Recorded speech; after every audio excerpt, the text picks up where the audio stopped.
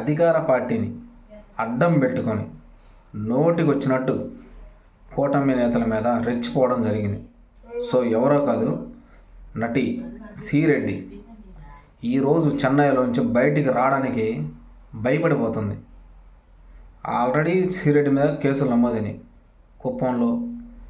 So త్వరలో నాకు తెలిసి శ్రీరెడ్డిని అరెస్ట్ చేయడం ఖాయం.